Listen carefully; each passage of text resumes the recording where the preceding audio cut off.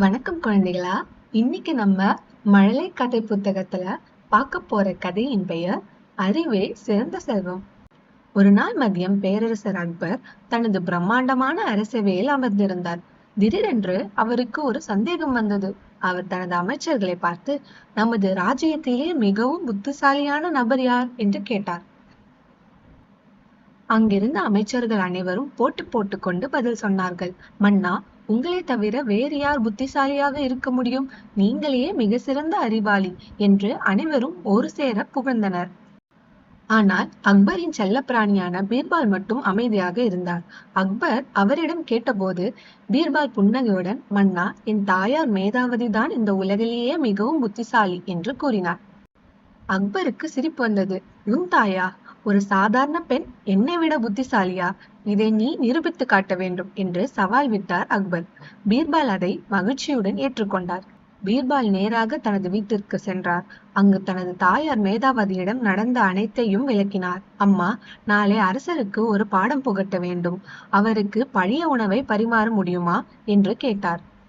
மேதாவதி புத்திசாலி பெண்மணி. அவர் பீர்பாலின் எண்ணத்தை புரிந்து கொண்டு சிரித்தார். மறுநாள் காலை அவர் பழைய ரொட்டிகளையும் காய்ந்து போன காய்கறியையும் தயார் செய்து ஒரு தட்டில் வைத்தார். மதிய உணவிற்காக அக்பர் பீர்பால் வீட்டிற்கு வந்தார். பீர்பால் அவரை அன்புடன் வரவேற்றார். மேதாவதி அந்த பழைய உணவை அடங்கிய தட்டை அரசருக்கு முன்னால் வைத்தார். அக்பர் ஒரு துண்டு ரொட்டியை எடுத்து சாப்பிட்டார். அது மிகவும் கடினமாகவும் ருசி இல்லாமல் இருந்தது. அக்பர் முகத்தை சுளித்து கொண்டு, பீர்பால், இது என்ன பழைய உணவாக இருக்கிறதே, இதை எப்படி சாப்பிட முடியும் என்று கோபமாக கேட்டார்.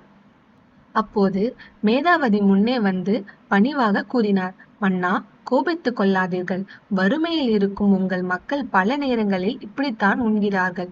அந்த வலியும் கஷ்டத்தையும் நீங்கள் உணர்ந்தால்தான் அவர்களுக்கு தேவையான உதவிகளை செய்ய தோன்றும். அக்பர் மேதாவதியின் ஞானத்தை கண்டு வியந்தார். அம்மா, நீங்கள் சொன்னது உண்மைதான். பதவியும் அதிகாரமும் மட்டும் போதாது. பிறர் துன்பத்தை புரிந்து கொள்ளும் கருணை தான் உண்மையான அறிவு என்று கூறி அவரை பாராட்டினார். என்ன குழந்தைங்களா, உங்களுக்கு இந்த கதை பிடிச்சிருந்ததா? இந்த கதை பிடிச்சிருந்ததுன்னா சேனலை லைக் பண்ணிட்டு சப்ஸ்கிரைப் பண்ணுங்க.